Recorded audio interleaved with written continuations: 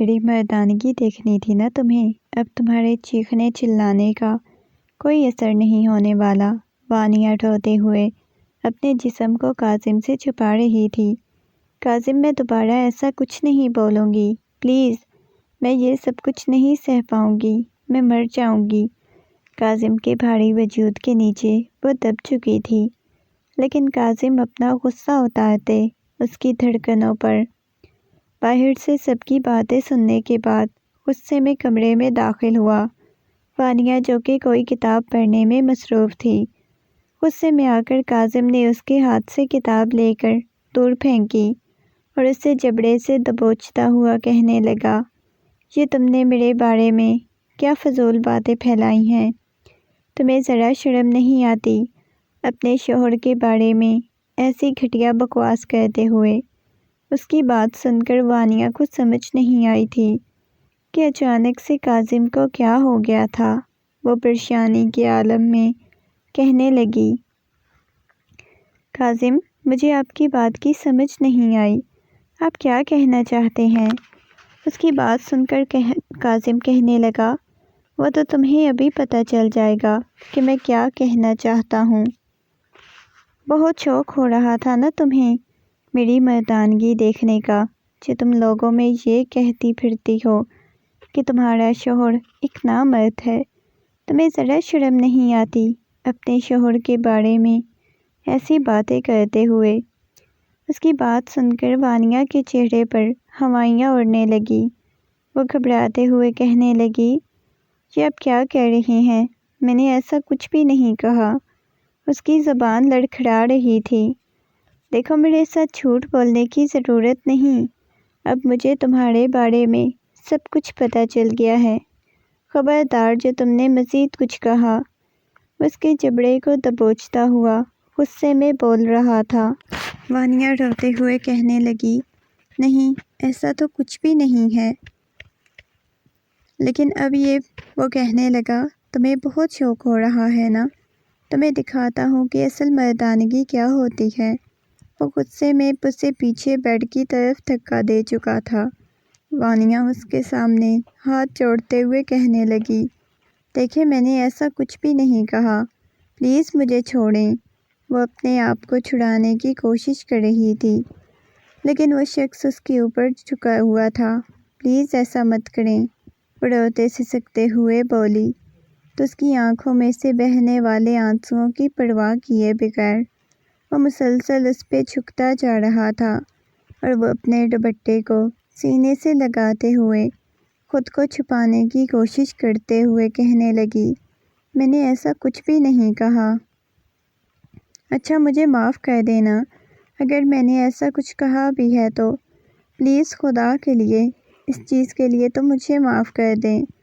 وہ روتے سسکتے ہوئے بول رہی تھی، لیکن وہ اس کے اوپر مکمل طور پر آ چکا تھا۔ اگلے ہی لمحے اس کا لمس اپنے وجود پہ محسوس کر کے وانیہ کو ایسا محسوس ہو رہا تھا جیسے اس کے وجود سے جان نکلتی جا رہی ہو۔ وانیہ، میں نے تمہیں منع کیا تھا کہ اپنی اور میری باتیں کسی کو مت بتانا، لیکن اس کے باوجود تمہیں میری بات کی سمجھ کیوں نہیں آتی؟ تم نے میرے ماں باپ کے سامنے میری عزت کی دھجیاں اڑا دی ہیں، مجھے کسی سے نظریں ملانے کے قابل نہیں چھوڑا۔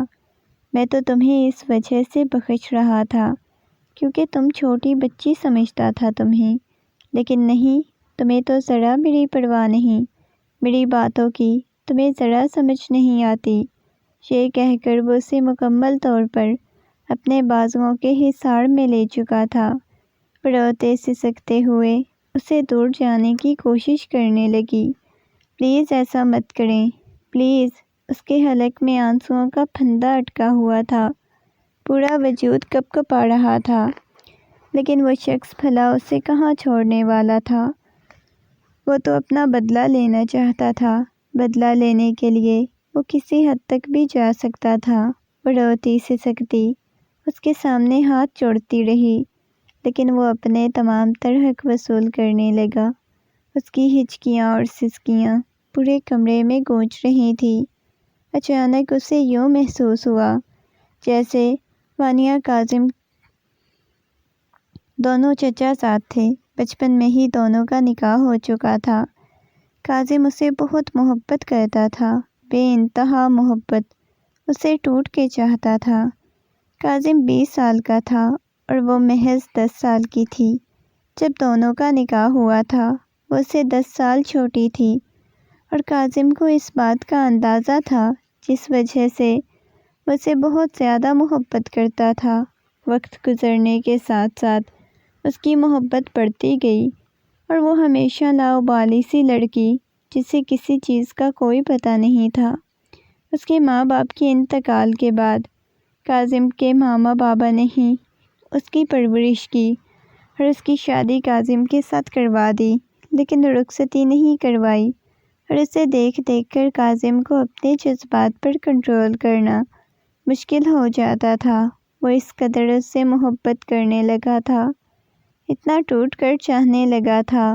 اسے دور رہنا کاظم کو مشکل لگ رہا تھا، لیکن ایک دن ناشتے کی ٹیبل پر بیٹھتے ہوئے وہ کہنے لگا، بابا میں ایک بات کرنا چاہتا ہوں۔ انہوں نے مسکراتے ہوئے کہا، ہاں کاظم بیٹا بولو، کیا بات کرنی ہے؟ بابا جان دیکھیں، اب تو میں سیٹل ہو چکا ہوں، بزنس بھی اچھا خاصا چل رہا ہے، تو اب میں چاہتا ہوں کہ آپ لوگ میری رخصتی کروا دیں۔ مجھے اپنی بیوی کی کمی محسوس ہوتی ہے۔ وہ نگاہیں جھکائے بات سیدھی کر گیا۔ وہ مسکراتے ہوئے کہنے لگے، بیٹا وہ سب تو ٹھیک ہے، لیکن تم جانتے ہو کہ ابھی وانیہ کے اندر کس قدر بچپنا پایا جاتا ہے۔ وہ اتنی میچور نہیں کہ اس کی شادی کی جائے۔ وہ کہنے لگا، بابا جان کوئی بات نہیں، اب اور بھلا کتنی عمر میں اس کی شادی کریں گے؟ 20 سال کی تو ہو چکی ہے، اب دیکھیں میں بھی 30 سال کا ہو چکا ہوں، اب آپ کو خود ہی میری شادی کا خیال آ جانا چاہیے تھا۔ وہ بہت ہی آرام سے اور شرافت سے اپنے ماں باپ کو سمجھانے کی کوشش کر رہا تھا، کیونکہ وہ مزید وانیہ سے دور نہیں رہ سکتا تھا۔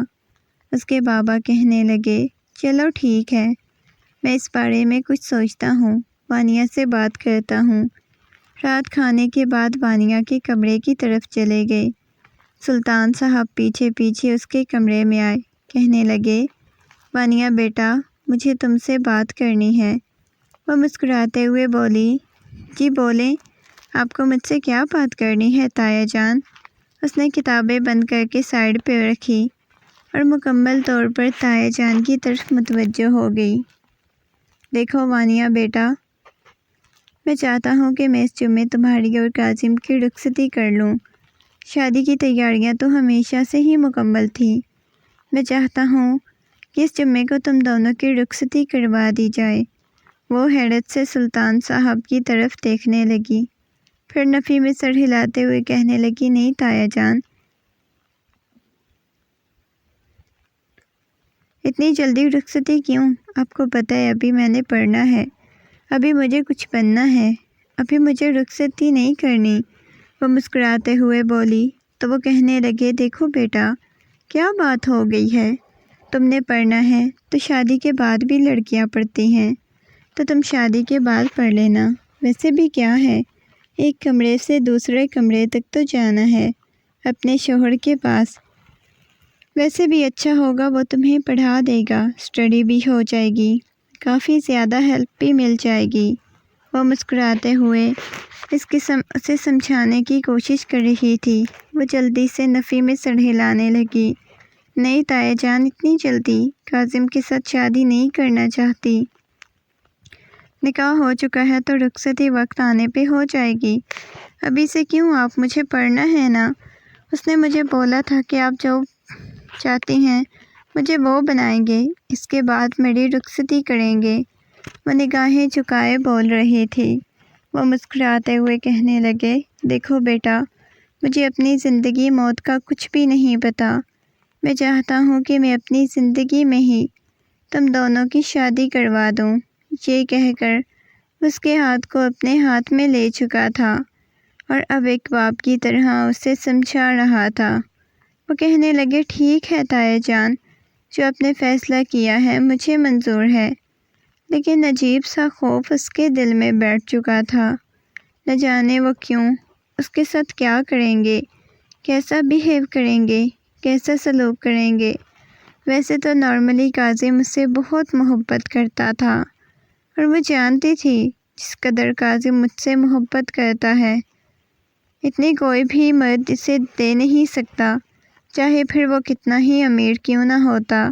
اس وجہ سے شاید وہ کاظم میں بہت زیادہ محبت کرتی تھی، لیکن کبھی اس نے اپنی محبت کا اظہار نہیں کیا، نہ ہی کبھی کاظم نے اپنی محبت کا اظہار کیا۔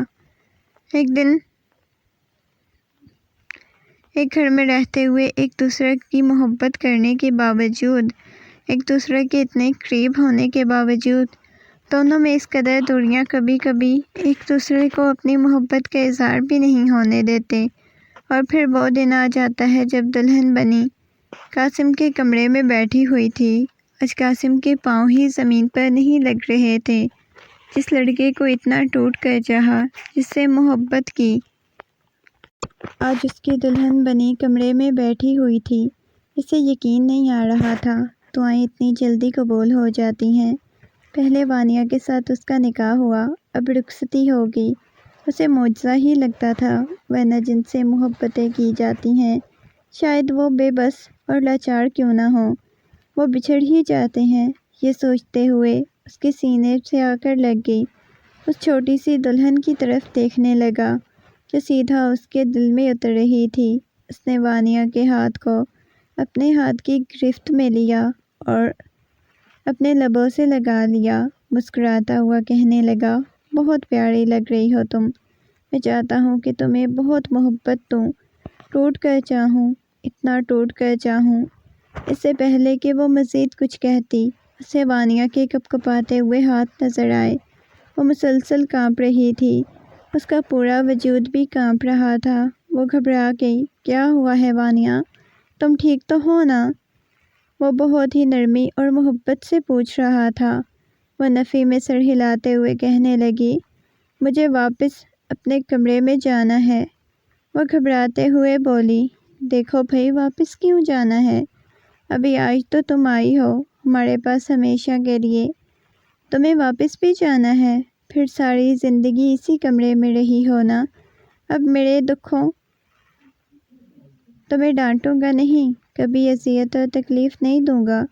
نہ جانے وہ کتنے وعدے کیے جا رہا تھا۔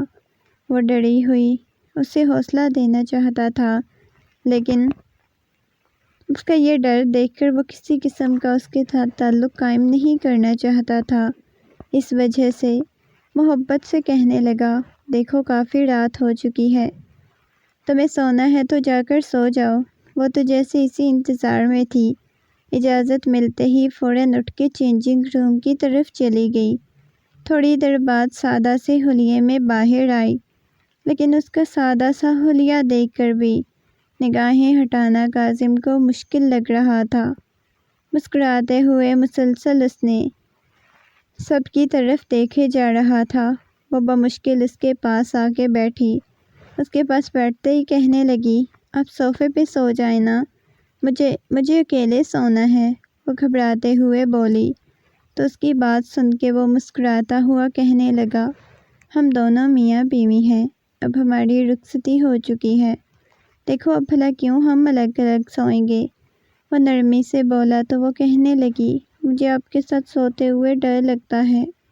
اس کی بات سن کر بے ساختہ ہی ہنس پڑا۔ کہنے لگا، دیکھو پاگل، اس میں ڈرنے والی کوئی بات نہیں، میں ہوں نا۔ وہ کہنے لگی، آپ ہیں نا، اس وجہ سے ہی ڈر لگ رہا ہے۔ اس کے چہرے پر چھائی ہوئی دنیا جہان کی معصومیت دیکھ کر وہ مزید مسکرانے لگا۔ کہنے لگا، بھائی میں تو بالکل بھی صوفے پہ نہیں سو رہا، مجھے تو صوفے پہ نیند نہیں آتی اور میں اپنی نیند نہیں خراب کرنا چاہتا۔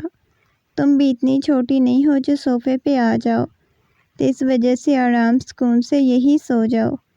یہ سنتے ہی وہ وہیں پہ سو چکی تھی، لیکن رات بھر قاسم کو نیند نہیں آئی۔ اس کے پاس ایک وجود تھا جس پہ وہ حق رکھتا تھا، اس کی محرم بھی تھی، اس سے محبت بھی کرتا تھا، اس کی محبوبہ بھی تھی، لیکن اس کے باوجود اس کے پاس نہیں جا پا رہا تھا۔ یہ بات اسے بہت زیادہ اذیت اور تکلیف دے رہی تھی۔ بار بار دل اس کی غربت کو مچلنے لگ گیا تھا، لیکن وہ اپنے دل کو سمجھانے کی ناکام کوشش کر رہا تھا، بار بار اپنے دل کو کوس رہا تھا۔ اسی بارے میں سوچتے سوچتے نہ جانے کب نیند کی وادیوں میں چلا گیا۔ صبح جب اس کی آنکھ کھلی، وہ لڑکی کمرے میں موجود نہیں تھی۔ اس لڑکی کو ڈھونڈتے ہوئے نہ جانے یہ صبح صبح کمرے سے باہر کیوں چلی گئی۔ تھوڑی دیر بعد فریش ہو کر نیچے آیا تو ہمیشہ کی طرح آج بھی وہ کاظم کی مما کے ساتھ ناشتہ بنا رہی تھی۔ وہ کچن کی طرف گیا، کہنے لگا، مما اپنی بہو کو سمجھا لیں، اپنے شوہر کو اکیلا چھوڑ کر مت آیا کرے کمرے سے باہر۔ یہ میڈم باہر بھی نکل آئی ہیں۔ اس سے پہلے کہ وہ مزید کچھ کہتی، وہ کہنے لگی، بیٹا یہ تو بہت غلط بات ہے نا، شادی کی اگلی صبح ہی تم یوں اکیلی باہر آ گئی ہو۔ تمہیں کب سے سمجھا رہی ہوں، اپنے شوہر کے ساتھ آتے ہیں، اکیلے نہیں آتے۔ اسے اٹھانا تھا تم نے، اس کے کپڑے نکالنے تھے۔ وہ مسکراتے ہوئے اسے سمجھا رہی تھی۔ وہ نگاہیں جھکائے اس بات میں سر ہلانے لگی، کہنے لگی، ٹھیک ہے، آئندہ سے میں خیال رکھوں گی۔ انہوں نے اس کی پیشانی پہ بوسہ دیا، کہنے لگی، ماشاءاللہ میری بچی بہت اچھی اور سمجھدار ہے۔ یہ کہہ کر اس کی تعریف کرنا نہیں بھولی۔ بساختہ ہی اس کے لبوں پر مسکراہٹ بکھر گئی۔ اچھا بیگم، آج مجھے اپنے ہاتھ کا ناشتہ دے دیں۔ وہ مسکراتے ہوئے اسے گویا ہوا تو وانیہ کہنے لگی، ہمیشہ آپ کو میرے ہاتھ کا ہی ناشتہ ملتا ہے، آج میں نئی نویلی دلہن ہوں نا، آج آپ امی جان کے ہاتھ کا کر لیں۔ وہ اپنی تائی جان کی طرف دیکھتے ہوئے بولی۔ اس کی امی جان کہنے پر وہ صدقے واڑی جا رہی تھی، مسکراتے ہوئے کہنے لگی، بیٹا مجھے بہت اچھا لگ رہا ہے تمہارا امی جان کہنا، تمہارا رویہ بھی، اور کبھی میرے رویہ آپ کے ساتھ بدلے گا نہیں۔ وہ آپس میں باتیں لگی ہوئی تھی اور کاظم مسکراتا ہوا ان کی طرف دیکھ رہا تھا۔ دن گزرتے جا رہے تھے، لیکن ابھی تک کاظم کو الجھن ہونے لگ گئی۔ اس کے ساتھ کیا مسئلہ تھا؟ وہ اسے اپنے پاس نہیں آنے دیتی تھی، اسے دور بھاگتی تھی۔ اب کاظم کو غصہ آنے لگ گیا تھا۔ رات کا نہ جانے کون سا پہر تھا۔ جب وہ گھر میں داخل ہوا تو سامنے ہی اس کی مما لاؤنج میں بیٹھی ہوئی تھی۔ غصے میں کہنے لگی، کاظم بیٹا ادھر میرے پاس آؤ، میری بات سنو۔ وہ نہ سمجھی کے عالم میں اپنی ماں کے پاس گیا، کہنے لگا، ہاں جی مما کیا ہوا ہے؟ وہ مسکراتے ہوئے ان کے پاس جا کر بیٹھا تو وہ غصے میں کہنے لگی، بیٹا یہ سب کچھ کیا ہے؟ وہ نہ سمجھی کے عالم میں کہنے لگا، کیا ہوا ہے مما، کیا بات ہے؟ دیکھو تمہاری شادی کو 1 مہینہ ہونے والا ہے، تم نے ابھی تک اپنی بیوی کو اس کے حق نہیں دیے، اس کے حق ادا نہیں کیے۔ دیکھو ہر چیز اس قابل ہوتی ہے، تم اس قابل ہو، لیکن پھر ایسا کیوں کر رہی ہو؟ آخر اس کا حق اس سے کیوں نہیں دے رہے؟ تم جانتے ہو کہ وہ مجھے کیا کہہ رہی تھی؟ مجھے تو یہ محسوس ہوتا ہے جیسے تم اس قابل نہیں ہو، اس کا کوئی حق دے سکو۔ وہ غصے میں بول رہی تھی۔ ان کی یہ بات سن کر کاظم غصے میں کہنے لگا، مما یہ آپ کیا بات کر رہی ہیں؟ کہ آپ کو میں ایسا نظر آتا ہوں؟ نہ جانے آپ کی بہو نے کیا کہا ہے۔ وہ غصے میں بولا تو وہ نفی میں سر ہلاتے ہوئے کہنے لگی، نہیں بیٹا مجھے کسی نے کچھ بھی نہیں کہا، لیکن جو کچھ کر رہے ہو یہ ٹھیک نہیں۔ وہ نرمی سے سمجھانے کی کوشش کر رہا تھا، جی میں سب سمجھ رہا ہوں، ویسا کچھ بھی نہیں ہوگا، لیکن اب اسے غصہ آ گیا۔ کمرے میں داخل ہوا تو سامنے ہی وانیہ بیٹھی ہوئی تھی۔ وانیہ کو دیکھتے ہی اس کے تن بدن میں آگ لگ گئی۔ اچھا یہی لگ رہا تھا جو کچھ بتایا ہے، وانیہ نے اس کی مما کو بتایا۔ اگلے دن صبح جب اس کی آنکھ کھلی تو وانیہ بکھری ہوئی حالت میں بیڈ پر پڑی ہوئی تھی۔ اس کے چہرے کی طرف دیکھے جا رہا تھا، کہنے لگا، کیا ہوا ہے؟ پریشان لگ رہی ہو؟ اٹھ کر بیٹھ گئی، جلدی سے بے دردی سے اپنے آنسو صاف کرتے ہوئے کہنے لگی، آپ کو معلوم ہے آپ نے جو کچھ سمجھا وہ غلط تھا، میں نے آپ کے بارے میں ایسا کچھ بھی نہیں کہا، شاید آپ کو خود بھی اس چیز کا اندازہ ہوگا، اس حق کی بات ہو رہی تھی، لیکن نہیں، نہ جانے کہاں کہاں آپ کی سوچ چلی گئی، آپ نے کیا کچھ سمجھا، اور مجھے بالکل اندازہ نہیں تھا آپ ایسا سمجھیں گے۔ میں نے تو بس وقت نہ دینے کی بات کی، جبکہ آپ وقت دے سکتے ہیں، بڑھوتے سے سکتے ہوئے بولی تو وہ کہنے لگا، دیکھو رات کو مجھے غصہ آ گیا تھا، میں مانتا ہوں میں نے بہت جلد بازی میں بہت کچھ کہہ دیا، لیکن پلیز مجھے ان سب کے لیے معاف کر دینا۔ وہ اس کے سامنے ہاتھ جوڑتا ہوا بولا، لیکن اب اسے اندازہ ہو چکا تھا کہ وہ لڑکی کبھی بھی ایسی بات نہیں کر سکتی۔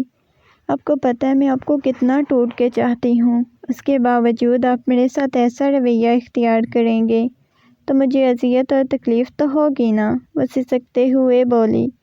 تو وہ اس کی پشت کو سہلاتا ہوا کہنے لگا، دیکھو میری جان، پریشان ہونے کی ضرورت نہیں، میں صرف تم سے محبت کرتا ہوں اور کرتا رہوں گا، میں وعدہ کرتا ہوں دوبارہ ایسا کچھ بھی نہیں ہوگا۔ یہ کہہ کر وہ اسے اپنے سینے سے لگا گیا۔